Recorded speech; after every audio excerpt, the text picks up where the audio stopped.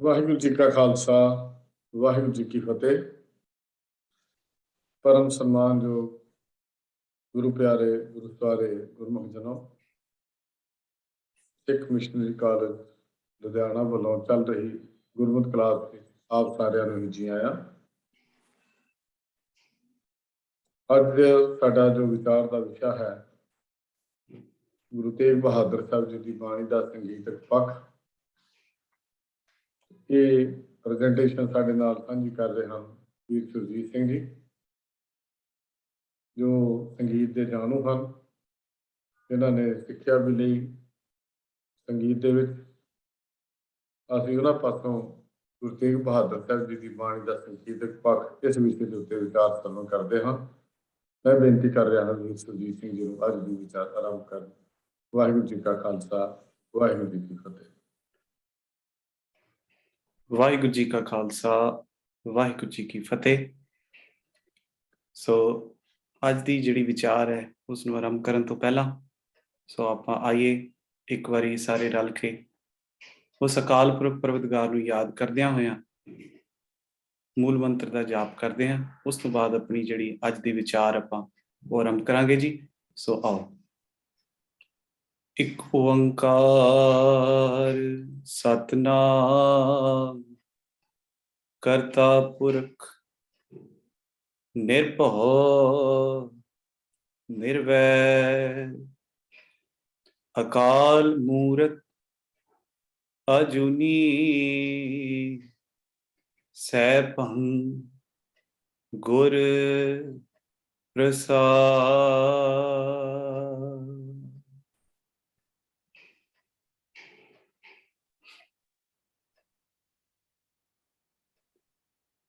ਸੋ ਆਓ ਜੀ, ਅੱਜ ਦੀ ਜਿਹੜੀ ਵਿਚਾਰ ਹੈ ਆਪਾਂ ਉਹ ਆਰੰਭ ਕਰ ਰਹੀ ਹੈ। ਸੋ ਸਭ ਤੋਂ ਪਹਿਲਾਂ ਆਪ ਜੀ ਸਾਰਿਆਂ ਦਾ ਜੀ ਆਇਆਂ ਨੂੰ। ਸੋ ਅੱਜ ਦੀ ਜਿਹੜਾ ਸਾਡਾ ਟੌਪਿਕ ਹੈ, ਸੋ ਸਾਰਿਆਂ ਨੂੰ ਜੀ ਵਾਹਿਗੁਰੂ ਜੀ ਕਾ ਖਾਲਸਾ ਵਾਹਿਗੁਰੂ ਜੀ ਕੀ ਫਤਿਹ। ਅੱਜ ਦਾ ਜੋ ਸਾਡਾ ਟੌਪਿਕ ਹੈ ਜੀ ਉਹ ਹੈ ਸ਼੍ਰੀ ਗੁਰੂ ਤੇਗ ਬਹਾਦਰ ਸਾਹਿਬ ਜੀ ਦੀ ਬਾਣੀ ਦਾ ਸੰਗੀਤਕ ਪੱਖ।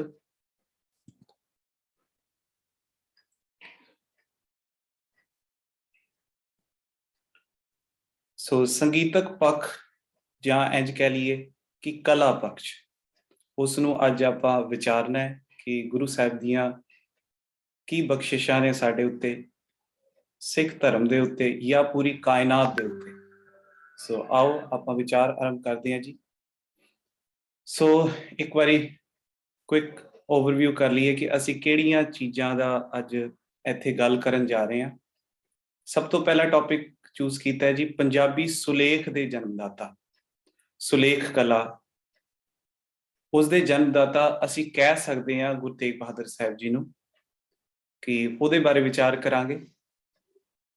ਉਸ ਤੋਂ ਬਾਅਦ ਸੈਕੰਡ ਟੌਪਿਕ ਆਪਣਾ ਹੋਏਗਾ ਜੀ ਬਾਣੀ ਰਚਨਾ, ਕਿ ਗੁਰੂ ਤੇਗ ਬਹਾਦਰ ਜੀ ਦੀਆਂ ਜੋ ਵੀ ਰਚਨਾਵਾਂ ਹਨ, ਜੋ ਵੀ ਸ਼ਬਦ ਉਹਨਾਂ ਨੇ ਰਚੇ ਉਹਨਾਂ ਬਾਰੇ।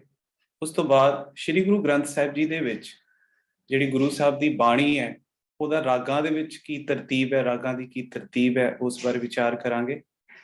ਅਤੇ ਇੱਕ ਇਤਿਹਾਸ ਦਾ ਛੋਟਾ ਜਿਹਾ ਪੱਖ ਜੋ ਕਿ ਆਮ ਕਰਕੇ ਸੰਗਤ ਦੇ ਵਿੱਚ ਕਦੀ ਵੀ ਮੈਨੂੰ ਨਹੀਂ ਲੱਗਦਾ ਕਿ ਗੁਰੂ ਸਾਹਿਬ ਦੇ ਜਦੋਂ ਵੀ ਇਤਿਹਾਸਿਕ ਪੱਖ ਆਉਂਦਾ ਉਹਦੇ ਵਿੱਚ ਗੁਰੂ ਸਾਹਿਬਾਨਾਂ ਨੇ ਜਿੰਨੀਆਂ ਵੀ ਯਾਤਰਾਵਾਂ ਕੀਤੀਆਂ, ਦੌਰੇ ਕੀਤੇ, ਪ੍ਰਚਾਰਕ ਦੌਰੇ ਕਹਿ ਸਕਦੇ ਹਾਂ ਆਪਾਂ, ਉਹਦੇ ਵਿੱਚੋਂ ਗੁਰੂ ਤੇਗ ਬਹਾਦਰ ਜੀ ਦਾ ਜਿਹੜਾ ਦੌਰਾ ਸੀ ਜ਼ਿਆਦਾਤਰ ਉਹ ਪੂਰਬ ਦੀ ਸੰਗਤ ਦੇ ਨਾਲ ਸੀ।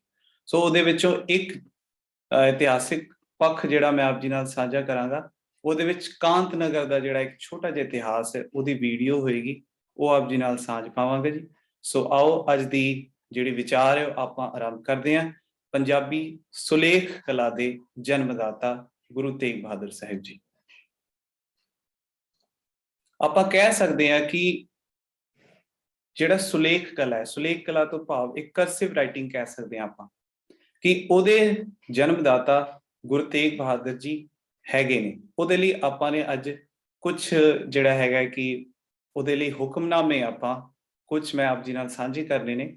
ਸੋ ਸਭ ਤੋਂ ਪਹਿਲਾ ਹੁਕਮਨਾਮਾ ਹੈ ਜੀ, ਇਹ ਜਿੰਨੇ ਵੀ ਹੁਕਮਨਾਮਾ ਨੇ ਇਹ ਹਰਿਮੰਦਰ ਸਾਹਿਬ ਤੋਂ ਮਤਲਬ ਕਿ ਆਪਾਂ ਕਹਿ ਸਕਦੇ ਹਾਂ ਕਿ ਇਹ ਸਿੱਖ ਧਰਮ ਦੇ ਵਿੱਚ ਇਹ ਪ੍ਰਮਾਣਿਤ ਹੁਕਮਨਾਮੇ ਨੇ, ਜਿਹਦੇ ਮੈਂ ਆਪ ਜੀ ਨਾਲ ਸਕਰੀਨ ਸ਼ੇਅਰ ਕਰ ਰਿਹਾ। ਉਹਦੇ ਵਿੱਚੋਂ ਸਭ ਤੋਂ ਪਹਿਲਾ ਹੁਕਮਨਾਮਾ ਲਿਆ ਹੈ ਜੀ ਸੱਤਵੇਂ ਪਾਤਸ਼ਾਹ ਸ੍ਰੀ ਗੁਰੂ ਹਰਿਰਾਏ ਸਾਹਿਬ ਜੀ ਦਾ ਹੁਕਮਨਾਮਾ, ਜਿਹਦੇ ਵਿੱਚ ਤੁਸੀਂ ਮੂਲ ਮੰਤਰ ਦਾ ਪਾਠ ਆਪ ਜੀ ਦੇਖ ਸਕਦੇ ਹੋ ਕਿ ਇਹਦੇ ਵਿੱਚ ਲਿਖਣ ਸ਼ੈਲੀ ਦੀ ਗੱਲ ਮੈਂ ਕਰਨ ਜਾ ਰਿਹਾ ਕਿ ਲਿਖਣ ਸ਼ੈਲੀ ਕਿਸ ਤਰ੍ਹਾਂ ਦੀ ਹੈਗੀ ਹੈ।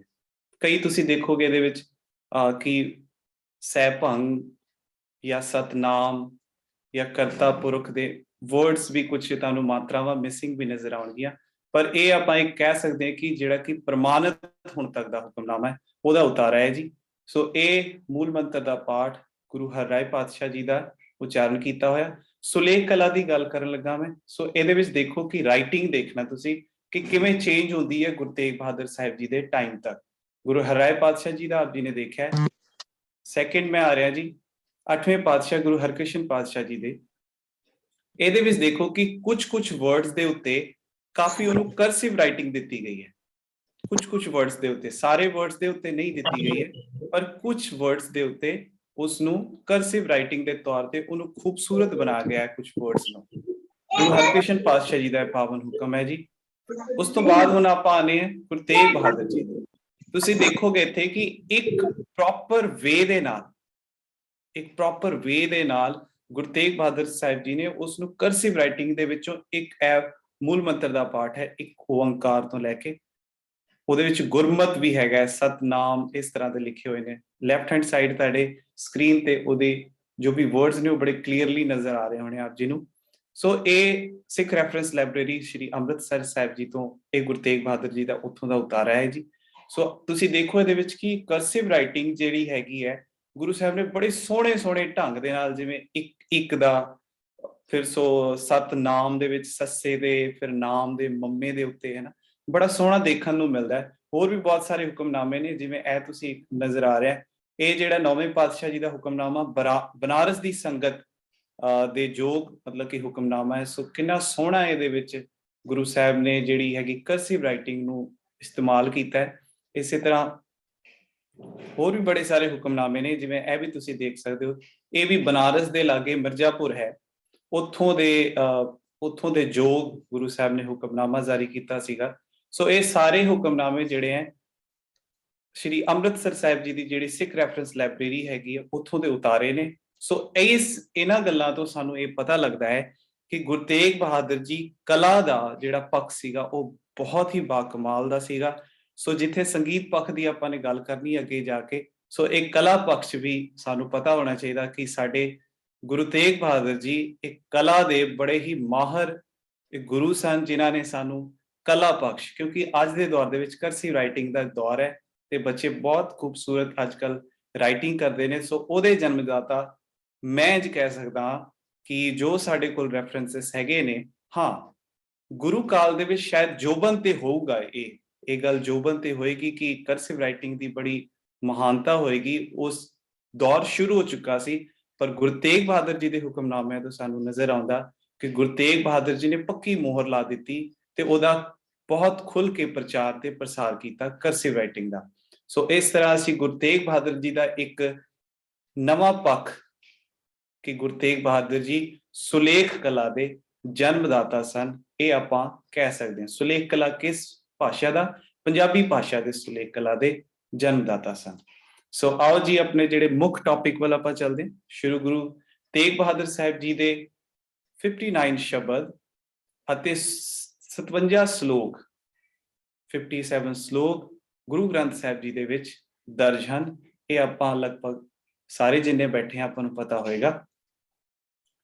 ਹੁਣ ਜਿਹੜਾ ਮੁੱਖ ਗੱਲ ਹੈਗੀ ਹੈ ਕਿ ਗੁਰੂ ਸਾਹਿਬਾਨਾਂ ਦੀ ਬਾਣੀ ਆਮ ਕਰਕੇ ਆਪਾਂ ਨੂੰ ਸੁਣਨ ਨੂੰ ਮਿਲਦਾ ਕਿ 15 ਰਾਗਾਂ ਦੇ ਵਿੱਚ ਬਾਣੀ ਗੁਰੂ ਸਾਹਿਬ ਜੀ ਦੀ ਦਰਜ ਹੈ, ਪਰ ਮੈਂ ਇੱਥੇ ਆਪ ਜੀ ਨੂੰ ਦੱਸਣਾ ਚਾਹਾਂਗਾ ਕਿ ਗੁਰਬਾਣੀ ਸੰਗੀਤ ਦੇ ਆਧਾਰ ਗ੍ਰੰਥ ਸ਼੍ਰੀ ਗੁਰੂ ਗ੍ਰੰਥ ਸਾਹਿਬ ਜੀ ਦੇ ਵਿੱਚ ਜਿੱਥੇ ਸ਼ੁੱਧ ਰਾਗ ਨੇ ਉੱਥੇ ਉਪ ਰਾਗ ਵੀ ਹਨ।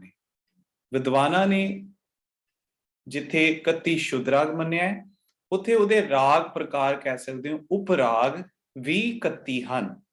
ਸੋ ਉਹਦੇ ਵਿੱਚੋਂ ਮੈਂ ਜਦੀ ਉਹਨੂੰ ਫਾਈਨ ਕਰਾਂ ਤੇ ਗੁਰੂ ਤੇਗ ਬਹਾਦਰ ਜੀ ਦੀ ਬਾਣੀ 15 ਸ਼ੁੱਧ ਰਾਗਾਂ ਦੇ ਵਿੱਚ ਹੈ ਅਤੇ 2 ਉਪ ਰਾਗਾਂ ਦੇ ਵਿੱਚ ਦਰਜ ਹੈ। ਇਸ ਤਰ੍ਹਾਂ 17 ਰਾਗਾਂ ਦੇ ਵਿੱਚ ਗੁਰੂ ਤੇਗ ਬਹਾਦਰ ਸਾਹਿਬ ਜੀ ਦੀ ਬਾਣੀ ਜਿਹੜੀ ਸ੍ਰੀ ਗੁਰੂ ਗ੍ਰੰਥ ਸਾਹਿਬ ਜੀ ਦੇ ਵਿੱਚ ਦਰਜ ਹੈ। ਸੋ ਇਹਦਾ ਥੋੜਾ ਜਿਹਾ ਡਿਟੇਲ ਮੈਂ ਆਪ ਜੀ ਨਾਲ ਇੱਥੇ ਸਾਂਝੇ ਕੀਤੇ ਨੇ।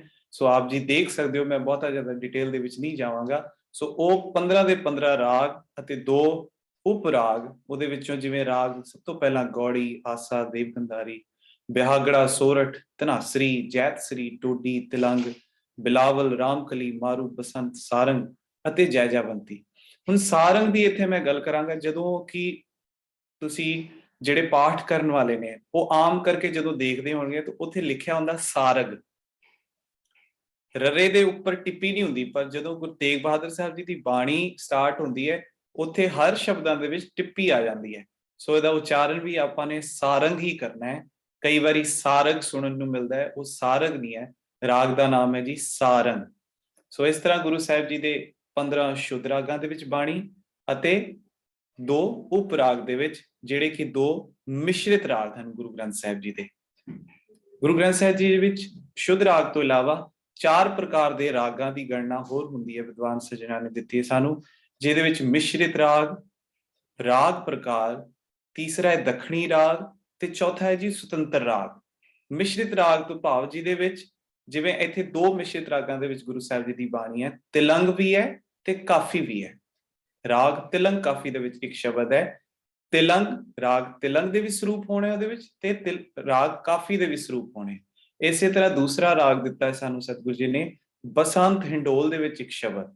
ਸੋ ਜਿੱਥੇ ਬਸੰਤ ਰਾਗ ਵੀ ਹੈ ਤੇ ਰਾਗ ਹਿੰਡੋਲ ਵੀ ਹੈ, ਜਦਕਿ ਇਹ ਦੋਨੋਂ ਰਾਗ ਆਪਣੇ ਆਪਣੇ ਇੱਕ ਅਲੱਗ ਸਰੂਪ ਨਾਲ ਵੀ ਜਾਣੇ ਜਾਂਦੇ ਹਨ। ਜਿਵੇਂ ਬਸੰਤ ਇੱਕ ਰਾਗ ਹੈ, ਉਂਝ ਹੀ ਹਿੰਡੋਲ ਵੀ ਇੱਕ ਰਾਗ ਹੈ, ਪਰ ਗੁਰੂ ਸਾਹਿਬ ਨੇ ਇੱਥੇ ਸਾਨੂੰ ਬਸੰਤ ਹਿੰਡੋਲ ਕਰਕੇ ਮਿਸ਼ਰਿਤ ਰਾਗ ਦਿੱਤਾ ਹੈ। ਸੋ ਇਹਦੀ ਜੇ ਕਿਸੇ ਨੂੰ ਚਾਹੀਦੀ ਹੋਵੇ ਤਾਂ ਬਾਅਦ ਦੇ ਵਿੱਚ ਮੇਰੇ ਕੋਲੋਂ ਲੈ ਸਕਦਾ ਹੈ, ਪਰ ਮੈਂ ਬਹੁਤ ਜ਼ਿਆਦਾ ਡਿਸਕਸ਼ਨ ਨਹੀਂ ਕਰਾਂਗਾ ਇਸ ਵਿਸ਼ੇ ਤੇ। ਸੋ ਆਓ ਅੱਗੇ ਆਪਾਂ ਚੱਲਦੇ ਹਾਂ ਕਿ ਰਾਗ ਬਸੰਤ। ਇੱਥੇ ਮੈਂ ਆਪ ਜੀ ਨੂੰ ਦੱਸ ਦਵਾਂ ਕਿ ਮੈਂ ਆਪ ਜੀ ਦੇ ਨਾਲ 2 ਸ਼ਬਦ ਦੀ ਅੱਜ ਸਾਂਝ ਪਾਵਾਂਗਾ ਗੁਰੂ ਤੇਗ ਬਹਾਦਰ ਜੀ ਦੀ ਬਾਣੀ ਦੇ ਵਿੱਚੋਂ, ਇੱਕ ਰਾਗ ਬਸੰਤ ਦੇ ਵਿੱਚ ਅਤੇ ਇੱਕ ਰਾਗ ਜੈਜਾਵੰਤੀ ਦੇ ਵਿੱਚ। ਉਹ ਆਪ ਜੀ ਸਰਵਨ ਕਰੋਗੇ ਸ਼ਬਦ। ਸੋ ਸਭ ਤੋਂ ਪਹਿਲਾ ਰਾਗ ਸਾਡਾ ਅੱਜ ਦਾ ਹੈ ਜੀ, ਜੋ ਮੈਂ ਚੂਜ਼ ਕੀਤਾ, ਉਹ ਰਾਗ ਹੈ ਬਸੰਤ। ਬਸੰਤ ਰਾਗ ਇੱਕ ਰੁੱਤਕਾਲੀਨ ਰਾਗ ਹੈ। ਸ਼੍ਰੀ ਗੁਰੂ ਗ੍ਰੰਥ ਸਾਹਿਬ ਜੀ ਦੇ ਰਾਗ ਤਰਤੀਬ ਦੇ ਵਿੱਚ ਇਸ ਰਾਗ ਨੂੰ 5ਵਾਂ ਸਥਾਨ ਪ੍ਰਾਪਤ ਹੈ। ਸੋ ਇੱਕ ਰਾਗ ਸਰੂਪ ਜਿਹੜਾ ਹੋਰ ਮਿਲਦਾ ਹੈ ਇਸ ਸ਼ੁੱਧ ਰਾਗ ਦੇ ਅੰਤਰਗਤ, ਉਹ ਰਾਗ ਹੈ ਜੀ ਮਿਸ਼ਰਿਤ ਰਾਗ, ਰਾਗ ਬਸੰਤ ਹਿੰਡੋਲ, ਜਿਹੜਾ ਕਿ ਬਸੰਤ ਰਾਗ ਦੇ ਅੰਤਰਗਤ ਇੱਕ ਉਪ ਰਾਗ ਵਜੋਂ ਸ਼੍ਰੀ ਗੁਰੂ ਗ੍ਰੰਥ ਸਾਹਿਬ ਜੀ ਦੇ ਵਿੱਚ ਆਇਆ ਹੈ। ਇਸ ਰਾਗ ਦੇ ਵਿੱਚ ਗੁਰੂ ਨਾਨਕ ਸਾਹਿਬ ਜੀ ਦੀ ਬਾਣੀ, ਗੁਰੂ ਅਮਰਦਾਸ ਪਾਤਸ਼ਾਹ ਜੀ ਦੀ ਬਾਣੀ, ਗੁਰੂ ਰਾਮਦਾਸ ਪਾਤਸ਼ਾਹ ਜੀ ਦੀ ਬਾਣੀ ਅਤੇ ਗੁਰੂ ਅਰਜਨ ਦੇਵ ਜੀ ਦੀ ਬਾਣੀ ਹੈ। ਇਸ ਦੇ ਨਾਲ ਨਾਲ ਧੰਨ ਗੁਰੂ ਸਾਹਿਬ ਸ਼੍ਰੀ ਗੁਰੂ ਤੇਗ ਬਹਾਦਰ ਸਾਹਿਬ ਜੀ ਦੀ ਬਾਣੀ ਵੀ ਇਸ ਰਾਗ ਦੇ ਵਿੱਚ ਦਰਜ ਹੈ। ਰਾਗ ਬਸੰਤ ਦਾ ਜਦੋਂ ਜ਼ਿਕਰ ਕਰੀਏ ਤੇ ਸਿੱਖ ਪਰੰਪਰਾ ਦੇ ਵਿੱਚ ਰਾਗ ਬਸੰਤ ਇੱਕ ਬਹੁਤ ਹੀ ਮਹੱਤਵਪੂਰਨ ਰਾਗ ਮੰਨਿਆ ਜਾਂਦਾ ਹੈ। ਜਦੋਂ ਅਸੀਂ ਜਦੋਂ ਆਪਾਂ ਹਰਮੰਦਰ ਸਾਹਿਬ ਸ਼੍ਰੀ ਅੰਮ੍ਰਿਤਸਰ ਸਾਹਿਬ ਜੀ ਦੀ ਕੀਰਤਨ ਚੌਕੀ ਪਰੰਪਰਾ ਦੀ ਗੱਲ ਕਰਦੇ ਹਾਂ ਤੇ ਉਹਦੇ ਵਿੱਚ ਰਾਗ ਬਸੰਤ ਨੂੰ ਇੱਕ ਬਹੁਤ ਹੀ ਮੁੱਖ ਸਥਾਨ ਪ੍ਰਾਪਤ ਹੈ। ਜਿਵੇਂ ਆਪਾਂ ਕਹਿ ਸਕਦੇ ਹਾਂ, ਜਦੋਂ ਇੱਕ ਰੁੱਤਕਾਲੀਨ ਰਾਗ ਹੋਣ ਦੇ ਨਾਲ ਨਾਲ ਬਕਾਇਦਾ ਸ਼੍ਰੀ ਹਰਮੰਦਰ ਸਾਹਿਬ ਜੀ ਦੇ ਵਿੱਚ ਰਾਗ ਬਸੰਤ ਦੀ ਜਦੋਂ ਆਰੰਭਤਾ ਕੀਤੀ ਜਾਂਦੀ ਹੈ, ਉਦੋਂ ਗੁਰੂ ਚਰਨਾਂ ਦੇ ਵਿੱਚ ਅਰਦਾਸ ਕੀਤੀ ਜਾਂਦੀ ਹੈ।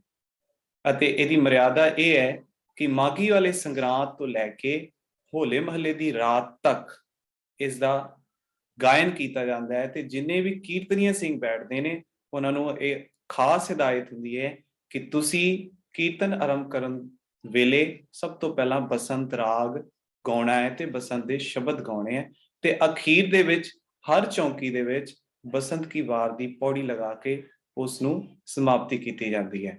ਸੋ ਬਸੰਤ ਰਾਗ ਦਾ ਸਿੱਖ ਪਰੰਪਰਾ ਦੇ ਵਿੱਚ ਬਹੁਤ ਹੀ ਕਹਿ ਸਕਦੇ ਕਿ ਇੰਪੋਰਟੈਂਟ ਰਾਗ ਹੈ ਇੱਕ ਸਾਡਾ। ਸੋ ਉਹਦੇ ਵਿੱਚ ਇੱਕ ਸ਼ਬਦ ਦੀ ਚੋਣ ਕੀਤੀ ਹੈ ਅੱਜ ਮੈਂ ਆਪ ਜੀ ਦੇ ਸਨਮੁਖ।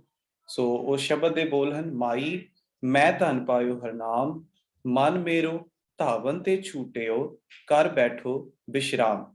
ਸੋ ਰਾਗ ਬਸੰਤ ਦੇ ਕੁਝ ਨਦਾਤਮਿਕ ਸਰੂਪ ਨੇ ਕਿ ਸੰਗੀਤ ਦੇ ਜੇ ਕੋਈ ਜਿਹੜੇ ਵੀ ਇੱਥੇ ਜਾਣਕਾਰ ਨੇ ਉਹ ਇਸ ਚੀਜ਼ ਨੂੰ ਸਮਝ ਸਕਦੇ ਨੇ ਕਿ ਬਸੰਤ ਰਾਗ ਨੂੰ ਵੀ 2-3 ਤਰੀਕੇ ਨਾਲ ਗਾਇਆ ਜਾਂਦਾ ਹੈ।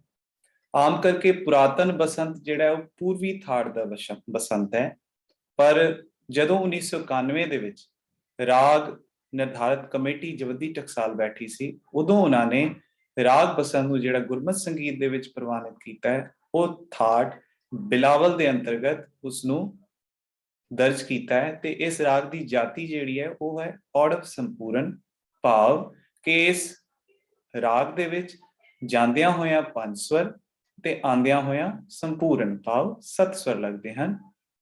ਜਿਵੇਂ ਕਿ ਸਾਨੂੰ ਪਤਾ ਹੈ ਕਿ ਇਸ ਦਾ ਥਾਟ ਬਿਲਾਵਲ ਹੈ, ਸੋ ਇਹਦੇ ਸਾਰੇ ਸਵਰ ਜਿਹੜੇ ਨੇ ਉਹ ਸ਼ੁੱਧ ਯੂਜ਼ ਕੀਤੇ ਜਾਂਦੇ ਹਨ। ਇਸ ਦਾ ਵਾਦੀ ਤੇ ਸੰਵਾਦੀ, ਵਾਦੀ ਸੰਵਾਦੀ ਨੂੰ ਅਸੀਂ ਇੰਝ ਵੀ ਕਹਿ ਸਕਦੇ ਹਾਂ ਕਿ ਰਾਗ ਦੇ ਦੋ ਮੁੱਖ ਸਵਰ ਉਹ ਹੈ ਜੀ, ਸਭ ਤੋਂ ਪਹਿਲਾ ਤਾਰ ਛੜਜ ਉੱਪਰ ਵਾਲਾ ਸਾ, ਤਾਰ ਸਪਤਕ ਦਾ ਸਾ ਅਤੇ ਮਧਿਅਮ ਤੋਂ ਭਾਵ ਮਾਂ। ਸੋ ਇਸ ਰਾਗ ਨੂੰ ਗਾਇਨ ਕਰਨ ਦਾ ਜਿਹੜਾ ਸਮਾਂ ਹੈ ਉਹ ਦਿਨ ਦਾ ਦੂਜਾ ਪਹਿਰ ਅਤੇ ਬਸੰਤ ਰੁੱਤ ਵਿੱਚ ਕਿਸੇ ਵੀ ਸਮੇਂ ਅਸੀਂ ਇਸ ਰਾਗ ਨੂੰ ਗਾ ਵਜਾ ਸਕਦੇ ਹਾਂ। ਸੋ ਆਓ ਜੀ ਆਪਾਂ ਕੀਰਤਨ ਸੁਣਦੇ ਹਾਂ ਰਾਗ ਬਸੰਤ ਦੇ ਵਿੱਚ ਗੁਰੂ ਤੇਗ ਬਹਾਦਰ ਸਾਹਿਬ ਜੀ ਦੀ ਬਾਣੀ ਦੇ ਵਿੱਚ ਇੱਕ ਸ਼ਬਦ, ਮਾਈ ਮੈਂ ਤਨ ਪਾਇਓ ਹਰਨਾਮ, ਮਨ ਮੇਰੋ ਧਾਵਨ ਤੇ ਛੂਟਿਓ, ਕਰ ਬੈਠੋ ਬਿਸ਼ਰਾਮ।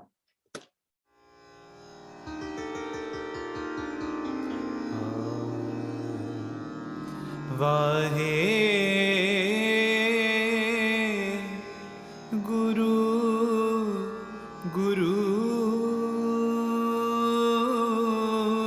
ਗੁਰੂ ਸਾਹਿਬ ਜੀ।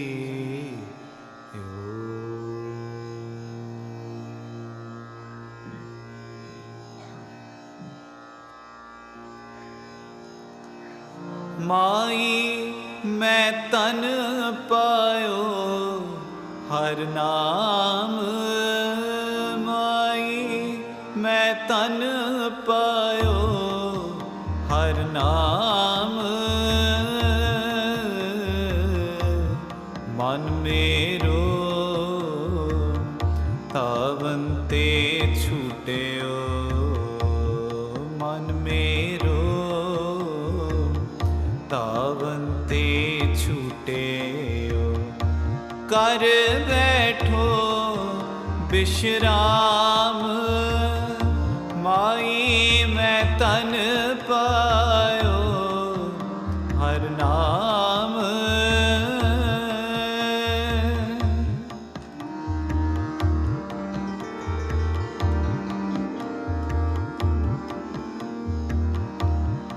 ਮਾਇਆ ਮਮਤਾ ਤਨ ਤੇ ਭਾਗੀ, ਮਾਇਆ ਮਮਤਾ ਤਨ ਤੇ ਭਾਗੀ, ਉਪਜਿਓ ਨਿਰਮਲ ਗਿਆਨ, ਉਪਜਿਓ ਨਿਰਮਲ ਗਿਆਨ,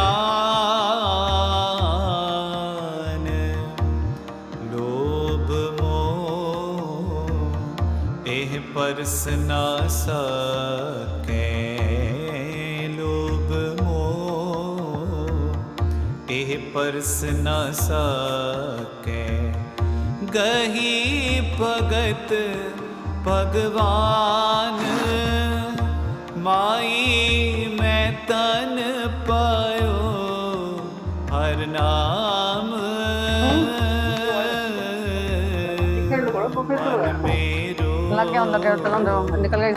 ਧਾਵਨ ਤੇ ਛੂਟਿਓ, ਮਨ ਮੇਰੋ ਧਾਵਨ ਤੇ ਛੂਟਿਓ, ਕਰ ਬੈਠੋ ਬਿਸ਼ਰਾਮ, ਮਾਈ ਮੈਂ ਤਨ ਪਾਇਓ ਹਰ ਨਾਮ।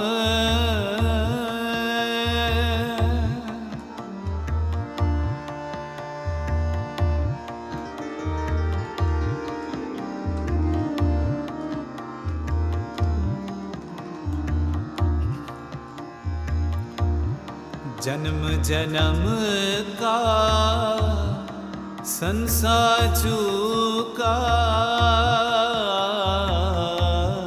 जन्म जन्म का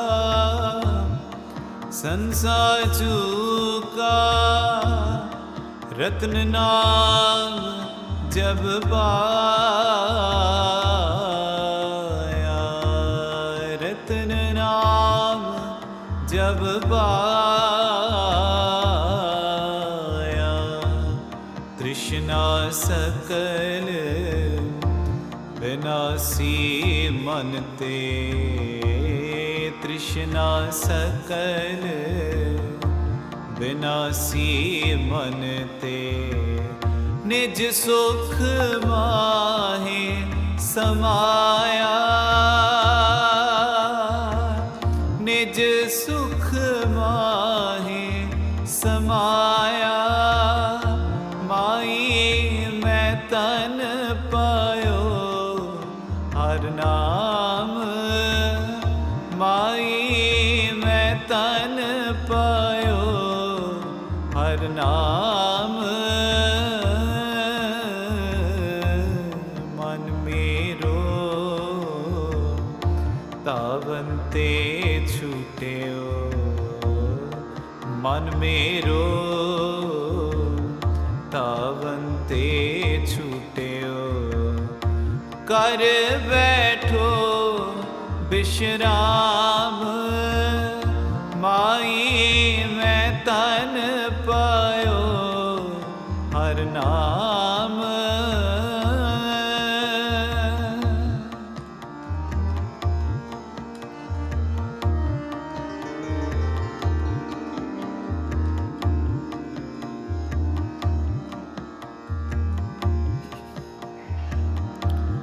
जाको होत दयाल कृपा निध, जाको होत दयाल कृपा निध, सो गोबिंद गुण गावे, सो गोबिंद गुण गावे, कहो नानक एह बिद की संपै, कहो नानक एह बिद की संपै, को गुरमुख पावे, को गुरमुख पावे, माई मैं तन पायो हर नाम, माई मैं तन पायो हर नाम, मन मेरो तावंते छूट्यो, मन मेरो तावंते छूट्यो, कर बैठो विश्राम, माई मैं तन पायो हर नाम, तन पायो हर नाम, तन पायो हर नाम।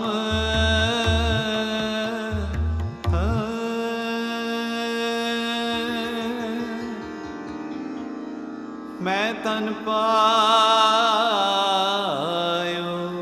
हर नाम, तन पायो हर नाम।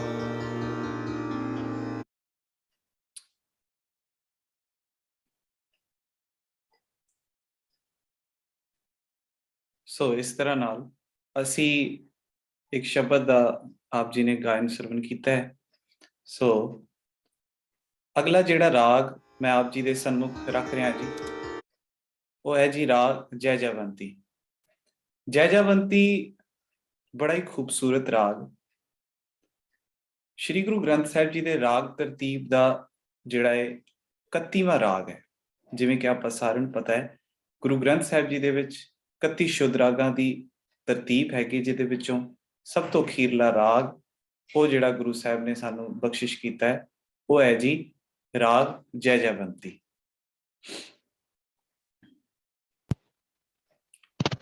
एक मिनट चाहवां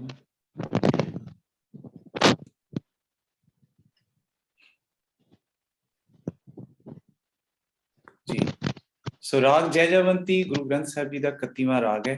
सो सब तो पहला राग जदों असीं राग तरतीब की गल करते हैं, जिहदे विच कि बाणी सारी बाणी गुरु ग्रंथ साहिब जी श्री गुरु ग्रंथ साहिब जी दे विच सारी बाणी रागां दे विच है, कुछ बाणियां नूं छड्ड के उस दे विच 31 राग आउंदे ने। सो सब तो पहला राग आउंदा है, सब तो पहला राग का नाम है वो श्री राग। पर जदों असीं गुरु ग्रंथ साहिब जी दी विच रागां दी गल करिए कि सब तो पहला राग केड़ा गुरु साहब ने दर्ज किया, सो सब तो पहला राग है जी राग आसा। जदों असीं जपजी साहब की बाणी तो बाद आपां पढ़दे हैं सो दर राग आसा। सो सतगुरु जी ने सब तो पहला राग सानू राग आसा दिता है श्री गुरु ग्रंथ साहिब जी दे विच।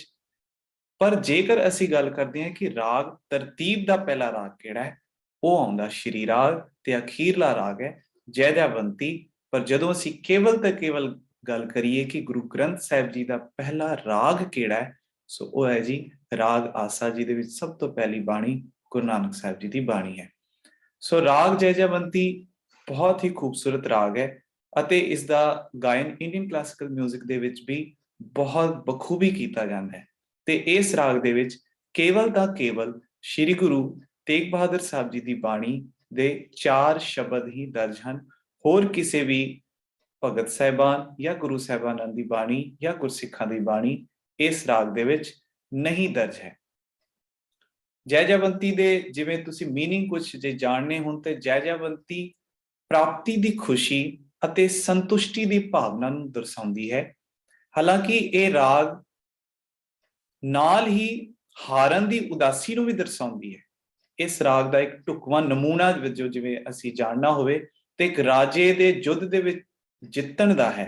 हालांकि उसनूं फिर दस्सिया जांदा है कि उसका पुत्र भी उस जंग दे मैदान विच मारिया गया है। ਇਹ ਰਾਗ ਤੁਹਾਡੇ ਫਰਜ਼ ਨੂੰ ਪਹਿਲ ਦੇਣ ਦੀ ਭਾਵਨਾ ਨੂੰ ਦਰਸਾਉਂਦਾ ਹੈ। ਭਾਵੇਂ ਤੁਹਾਡੀਆਂ ਅੰਦਰੂਨੀ ਭਾਵਨਾ ਕੁਝ ਵੀ ਹੋਣ, ਪਰ ਇਹ ਤੁਹਾਡੇ ਫਰਜ਼ ਨੂੰ ਪਹਿਲ ਦੇਣ ਦੀ ਭਾਵਨਾ ਨੂੰ ਰਾਗ ਜੈ ਜੈਵੰਤੀ ਦਰਸਾਉਂਦਾ ਹੈ।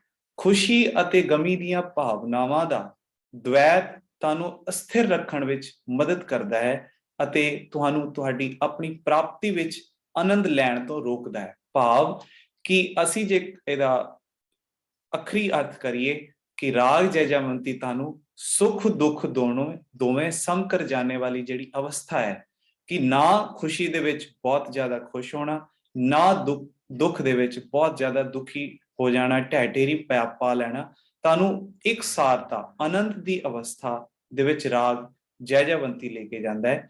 सो इस राग नूं जदों असीं इंडियन क्लासिकल म्यूजिक दे विच गल करदे हां कि कदों ये राग ने जन्म लिया है, सो 14वीं सदी दे विच शुरू दे तक ये राग का नाम नहीं आउंदा, पर राग जावंता करके एक राग 14वीं सदी दे विच मिलदा है। उस तो बाद ये राग जय जयवंती का नाम सानू प्राप्त हुंदा है अते अज इस नूं इंडियन क्लासिकल म्यूजिक दे विच खमाज थाट दे नाल गाया ते बजाया जांदा है। बहुत ही इंडियन क्लासिकल म्यूजिक दे विच महत्वपूर्ण राग जय जयवंती मन्निया जांदा है। सो इस राग का नदात्मक स्वरूप इस प्रकार है जी। ये जिहड़ी फैमिली तो राग आउंदा है वो फैमिली दा है थाट है खमाज, जाति दी छाड़व संपूर्ण, दोनों गंधार अते दोनों निषाद, बाकी सारे स्वर जिहड़े ने इहदे शुद्ध लगदे हैं। जदों राग जय जयवंती की गल करते हैं असीं ते राग जय जयवंती बहुत ही खूबसूरत राग है, पर मुश्किल रागां दी गणना दे विच राग जय जयवंती आउंदा है ਅਤੇ ਇਸ ਦਾ ਗਾਇਨ ਤੇ ਵਾਦਨ ਸਮਾਂ ਜਿਹੜਾ ਹੈ ਉਹ ਰਾਤ ਦਾ ਦੂਜਾ ਪ੍ਰਹਿਰ ਹੈ। ਸੋ ਇੱਥੇ ਮੈਂ ਮਾਫੀ ਚਾਹਾਂਗਾ ਕਿ ਇਹ ਮਿਸਪ੍ਰਿੰਟ ਹੋ ਗਿਆ ਜੀ ਕਿ ਬਸੰਤ ਰੁੱਤ ਵਿੱਚ ਕਿਸੇ ਵੀ ਸਮੇਂ ਇਹ ਸੌਰੀ ਇਸ ਨੂੰ ਇਗਨੋਰ ਕੀਤਾ ਜਾਏ। ਸੋ ਗਾਇਨ ਸਮਾਂ ਇਸ ਦਾ ਰਾਤ ਦਾ ਦੂਜਾ ਪ੍ਰਹਿਰ ਹੈ ਤੇ ਇਹ ਬਾਣੀ ਜਿਹੜੀ ਹੈ ਗੁਰੂ ਗ੍ਰੰਥ ਸਾਹਿਬ ਜੀ ਦੇ ਵਿੱਚ 1352 ਤੋਂ ਲੈ ਕੇ 1353 ਅੰਗ ਤੱਕ ਗੁਰੂ ਸਾਹਿਬ ਜੀ ਦੇ 4 ਸ਼ਬਦ ਇਸ ਰਾਗ ਵਿੱਚ ਦਰਜ ਹਨ।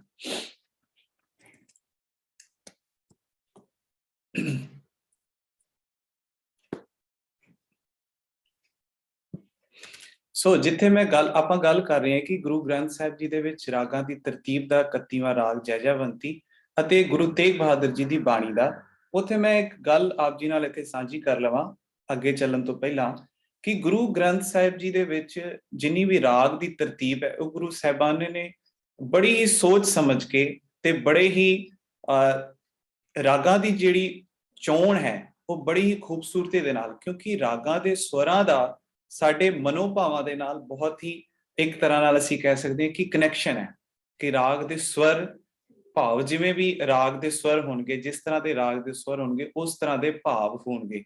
ਜਿਵੇਂ ਰਾਗ ਕੁਝ ਰਾਗ ਇੰਡੀਅਨ ਕਲਾਸੀਕਲ ਮਿਊਜ਼ਿਕ ਦੇ ਨੇ, ਜਿਵੇਂ ਕਿ ਆਪਾਂ ਕਹਿ ਸਕਦੇ ਹਾਂ ਅਡਾਣਾ ਰਾਗ, ਭੈਰਵੀ, ਇਹ ਸਾਰੇ ਰਾਗ ਇੱਕ ਚੰਚਲ ਪ੍ਰਕਿਰਤੀ ਦੇ ਰਾਗ ਨੇ। ਸੋ ਗੁਰੂ ਸਾਹਿਬਾਨਾਂ ਨੇ ਇੱਥੇ ਜਿਹੜੀ ਰਾਗਾਂ ਦੀ ਚੋਣ ਕੀਤੀ ਉਹ ਬੜੇ ਹੀ ਖੂਬਸੂਰਤੀ ਦੇ ਨਾਲ ਸ਼ਬਦ ਦੇ ਭਾਵਾਂ ਦੇ ਨਾਲ ਮੈਚ ਕਰਦੇ ਹੋਏ ਰਾਗਾਂ ਦੀ ਚੋਣ ਕੀਤੀ ਹੈ। ਤੇ ਇੱਥੇ ਮੈਂ ਗੱਲ ਕਰਾਂਗਾ, ਆਪਾਂ ਗੁਰੂ ਤੇਗ ਬਹਾਦਰ ਜੀ ਦੀ ਗੱਲ ਕਰਨ ਲੱਗੇ ਹਾਂ। ਸੋ ਗੁਰੂ ਤੇਗ ਬਹਾਦਰ ਜੀ ਇੱਕ ਸੰਗੀਤ ਦੇ ਬੜੇ ਹੀ ਪਾਰਖੂ ਸਨ। ਸਿੱਖ ਇਤਿਹਾਸ ਦੇ ਵਿੱਚ ਇੱਕ ਜ਼ਿਕਰ ਆਉਂਦਾ ਹੈ ਕਿ ਜਦੋਂ ਗੁਰੂ ਸਾਹਿਬ ਬਨਾਰਸ ਜੌਨਪੁਰ ਦੀ ਸੰਗਤ ਦੇ ਵਿੱਚ ਗਏ ਸਨ ਗੁਰਬਾਣੀ ਦਾ ਪ੍ਰਚਾਰ ਪ੍ਰਸਾਰ ਕਰਨ ਲਈ, ਤਾਂ ਉੱਥੋਂ ਦੇ ਇੱਕ ਸਿੱਖ ਸਨ ਭਾਈ ਗੁਰਬਖਸ਼ ਸਿੰਘ, ਜਿਸ ਦੇ ਕੀਰਤਨ ਤੋਂ ਬਾਅਦ ਗੁਰੂ ਸਾਹਿਬ ਬਹੁਤ ਹੀ ਪ੍ਰਭਾਵਿਤ ਹੋਏ ਅਤੇ ਉਹਨਾਂ ਨੇ ਇੱਕ ਮ੍ਰਿਦੰਗ ਅੱਜ ਜਿਵੇਂ ਸਾਡੇ ਵਿੱਚ ਜੋੜੀ ਵਜਾਈ ਜਾਂਦੀ ਹੈ ਜਿਸ ਨੂੰ ਆਪਾਂ ਤਬਲਾ ਵੀ ਕਹਿੰਦੇ ਹਾਂ, ਪਰ ਗੁਰੂ ਸਾਹਿਬ ਵੇਲੇ ਮ੍ਰਿਦੰਗ ਦੇ ਨਾਲ ਕੀਰਤਨ ਕੀਤਾ ਜਾਂਦਾ ਸੀ। ਸੋ ਗੁਰੂ ਸਾਹਿਬ ਨੇ ਉਹਨਾਂ ਨੂੰ, ਭਾਈ ਗੁਰਬਖਸ਼ ਸਿੰਘ ਨੂੰ, ਇੱਕ ਮ੍ਰਿਦੰਗ ਜਿਹੜਾ ਹੈ ਕਿ ਉਹਨਾਂ ਨੂੰ ਭੇਟ ਕੀਤੀ ਅਤੇ ਇਹ ਵੀ ਅਸੀਸ ਦਿੱਤੀ ਕਿ ਕੀਰਤਨ ਦੀ ਰਵਾਇਤ ਇੰਝ ਕਰਦੇ ਰਹੋ, ਇੰਝ ਕੀਰਤਨ ਕਰਦੇ ਰਹੋ ਅਤੇ ਤੁਹਾਡੇ ਖਾਨਦਾਨ ਦੇ ਵਿੱਚ ਜਿਹੜੀ ਹੈ ਇਹ ਕੀਰਤਨ ਜਿਹੜਾ ਵਧੇ ਤੇ ਫੁੱਲੇ। ਸੋ ਇਸ ਤਰ੍ਹਾਂ ਗੁਰੂ ਸਾਹਿਬ ਜਿੱਥੇ ਆਪ ਕੀਰਤਨ ਕਰਦੇ ਸਨ, ਸਾਜ਼ਾਂ ਦੇ ਨਾਲ ਕੀਰਤਨ ਕਰਦੇ ਸਨ, ਤੰਤੀ ਸਾਜ਼ਾਂ ਦੇ ਨਾਲ ਕੀਰਤਨ ਕਰਦੇ ਸਨ, ਤੇ ਇੱਥੋਂ ਸਾਨੂੰ ਪਤਾ ਲੱਗਦਾ ਹੈ ਕਿ ਮ੍ਰਿਦੰਗ ਦਾ ਜਿਹੜਾ ਉਸ ਸਮੇਂ ਸੀਗਾ ਕਿ ਮ੍ਰਿਦੰਗ ਦੇ ਨਾਲ ਸੰਗਤ ਉਸ ਸਮੇਂ ਜੋ ਬਣਦੇ ਸੀ, ਤੇ ਗੁਰੂ ਸਾਹਿਬ ਵੀ ਕੀਰਤਨ ਕਰਨ ਲੱਗਿਆ ਮ੍ਰਿਦੰਗ ਦੇ ਨਾਲ ਸੰਗਤ ਕਰਦੇ ਸਨ। ਇਸ ਤਰ੍ਹਾਂ ਗੁਰੂ ਸਾਹਿਬ ਦਾ ਇੱਕ ਹੋਰ ਵੀ ਪੱਖ ਜਿਹੜਾ ਹੈ ਕਿ ਗੁਰੂ ਸਾਹਿਬ ਇੱਕ ਸੰਗੀਤ ਦੇ ਬਹੁਤ ਹੀ ਪਾਰਖੂ ਸਨ। ਸੋ ਆਓ ਆਪਾਂ ਵੀ ਅੱਜ ਰਾਗ ਜੈਜੈਵੰਤੀ ਦੇ ਵਿੱਚ ਇੱਕ ਸ਼ਬਦ ਸਰਵਣ ਕਰਦੇ ਹਾਂ। ਸ਼ਬਦ ਹੈ ਜੀ, ਰਾਮ ਸਿਮਰ ਇਹ ਹੈ ਤੇਰਾ ਕਾਜ ਹੈ, ਮਾਇਆ ਕੋ ਸੰਗ ਤਿਆਗ, ਪ੍ਰਭ ਜੂ ਕੀ ਸ਼ਰਨ ਲਾਗ, ਜਗਤ ਸੁਖ ਮਾਨ ਮਿਥਿਆ, ਝੂਠੋ ਸਭ ਸਾਜ ਹੈ। ਆਓ ਇਹਦਾ ਸ਼ਬਦ ਦਾ ਆਪਾਂ ਕੀਰਤਨ ਰੂਪ ਵਿੱਚ ਸਰਵਣ ਕਰਦੇ ਹਾਂ ਜੀ।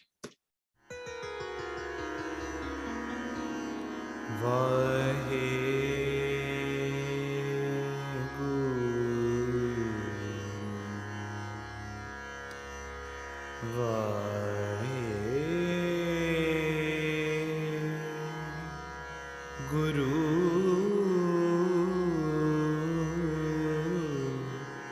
ਸਾਹਿਬ ਜੀ।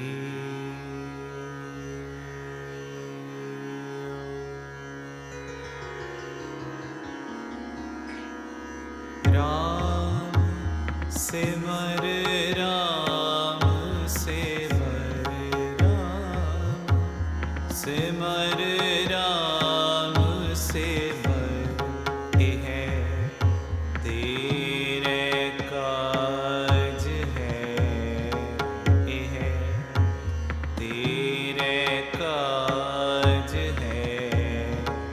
ਰਾਮ ਸਿਮਰ ਸਿਮਰ ਰਾਮ ਸਿਮਰ ਰਾਮ ਸਿਮਰ ਰਾਮ ਸਿਮਰ।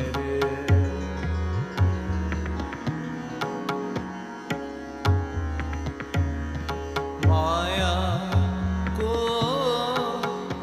ਸੰਗ ਤਿਆਗ, ਮਾਇਆ ਕੋ ਸੰਗ ਤਿਆਗ,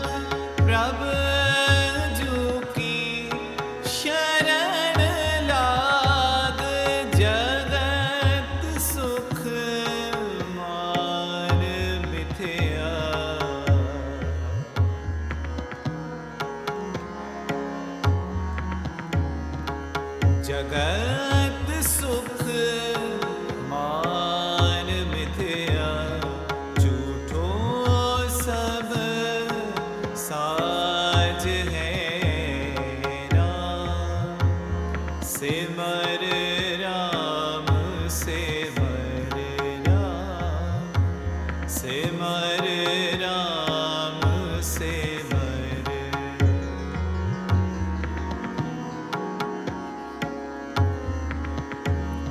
सुपने ज्यों तन पहचान सुपने ज्यों तन पहचान काहे पर करत मान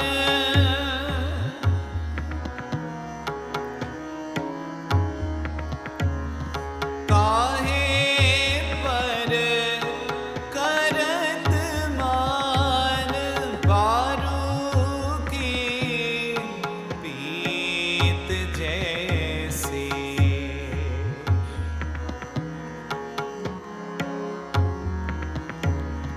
बारू की पीत जैसे वसुधा को राज है वसुधा को राज है राम सिमर राम सिमर राम सिमर राम सिमर राम सिमर राम सिमर है तेरे काज है माया को संग त्याग प्रभु जो की शरण ला जगत सुख मान में त्या झूठो सब साज है राम सिमर राम सिमर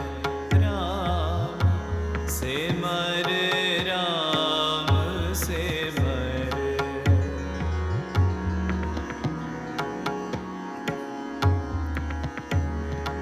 नानक जन कहत बात नानक जन कहत बात बिनस जह तीनों गात छिन छिन कर गयो काल छिन छिन कर गयो काल तैसे जात आज है तैसे जात आज है राम सिमर राम सिमर राम सिमर राम सिमर है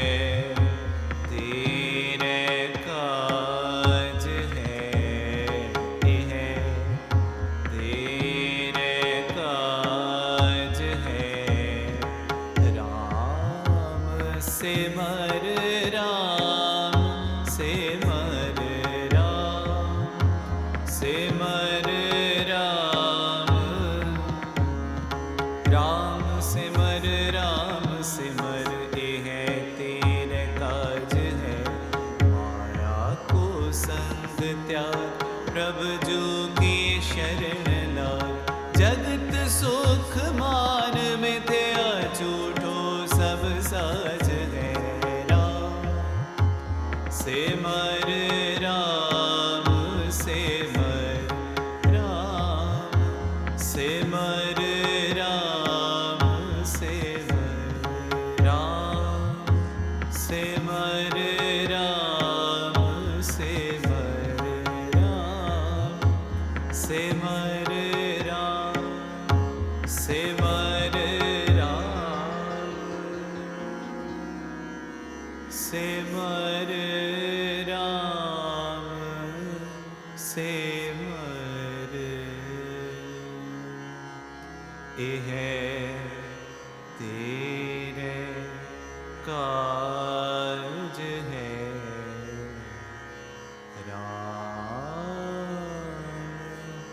सिमर राम सिमर।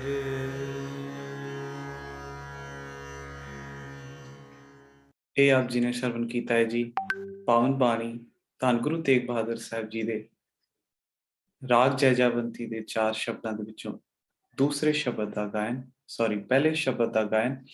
ਸੋ ਇਸ ਤਰ੍ਹਾਂ ਗੁਰੂ ਤੇਗ ਬਹਾਦਰ ਜੀ ਦੇ ਧੰਨ ਗੁਰੂ ਸਾਹਿਬ ਸ੍ਰੀ ਗੁਰੂ ਗ੍ਰੰਥ ਸਾਹਿਬ ਜੀ ਦੇ ਵਿੱਚ ਜਿੱਥੇ ਸ਼ਬਦ ਨੇ, ਉੱਥੇ ਹੀ ਸਿੱਖ ਪਰੰਪਰਾ ਦੇ ਵਿੱਚ ਜਦੋਂ ਵੀ ਅਖੰਡ ਪਾਠ ਸਾਹਿਬ ਜਾਂ ਫਿਰ ਸਹਿਜ ਪਾਠ ਦਾ ਸੰਪੂਰਨਤਾ ਕੀਤੀ ਜਾਂਦੀ ਹੈ, ਸੋ ਆਮ ਕਰਕੇ ਕਿਹਾ ਜਾਂਦਾ ਹੈ ਕਿ ਚਲੋ ਆਜੋ ਚਲੀਏ, ਹੈ ਨਾ, ਕਿ ਬਜ਼ੁਰਗਾਂ ਨੇ ਕਹਿਣਾ ਬੱਚਿਆਂ ਨੂੰ ਕਿ ਆਜੋ ਸਾਰੇ ਬੈਠੀਏ, ਆਪਾਂ ਸ਼ਲੋਕ ਮਹਿਲਾ 9ਵਾਂ ਦਾ ਪਾਠ ਸਰਵਣ ਕਰਦੇ ਹਾਂ।